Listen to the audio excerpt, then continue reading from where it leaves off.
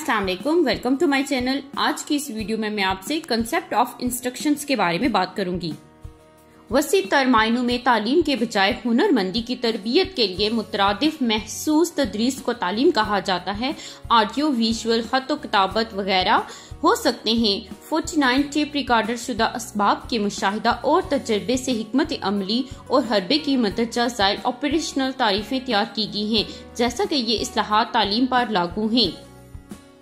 Strategy एक सबक के लिए एक अमूमी मंसूबा जिसमें तालीम के मकसद के लिहाज से मतलूबा सीखने वाला तर्ज अमल का ढांचा और हिकमत अमली पर अमल दरामद का मंसूबा शामिल है।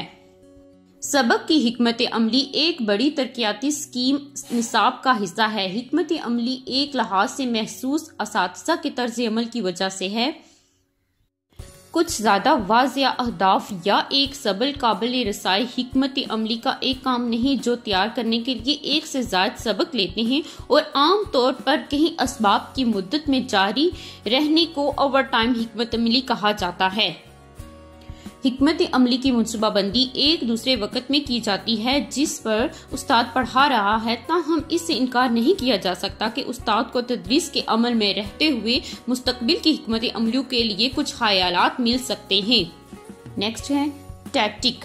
मकसद से मुंसलिक उस्ताद के मुतासर किन तर्ज अमल जिस तरह एक उस्ताद हिकमत अमली की तरक्की के लिए काम करने में हदियाती सूरत हाल में बर्ताव करता है।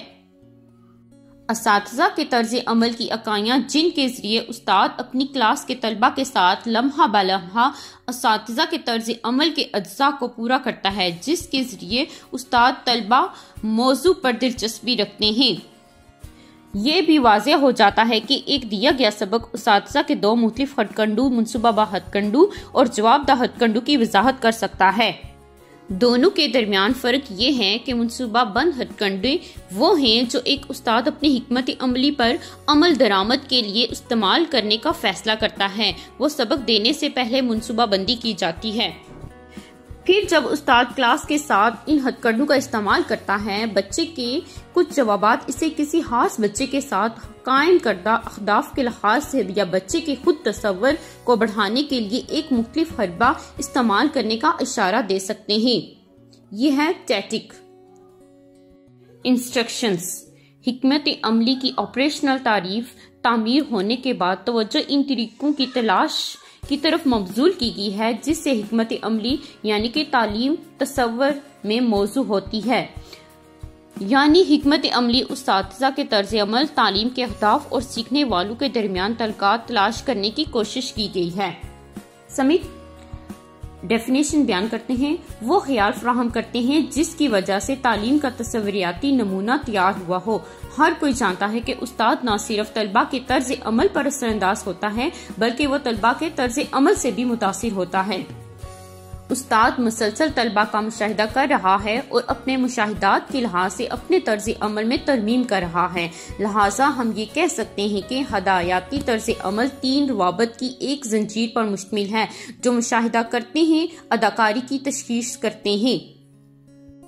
इन दोनों ख्यालात का इतलाक करते हुए हदायत के मदरजा ज़ैल चार पहलू की निशानदेही की गई है। फर्स्ट, उस्ताद सीखने वाले निसाब सूरत हाल के बारे में क्या जानता है, इस लिहाज से उस्ताज़ा की मनसूबाबंदी। सेकंड पॉइंट, असातिज़ा का तर्ज अमल ये सोचने और काम करने पर तवज्जो मरकूज करने के लिए शुरू होता है कि उस्ताज़ा चीज़ों को शुरू करने के लिए क्या करता है। असातिज़ा के मुशाहिदे की तशरीह और सीखने वाले के तर्ज अमल की तशखीस के लिहाज से सीखने वाले के पेशगी तजुर्बे के अमल के बारे में बच्चों के सीखने वाले रवैये में इजाफा करता है। Thanks for watching. Please subscribe my channel.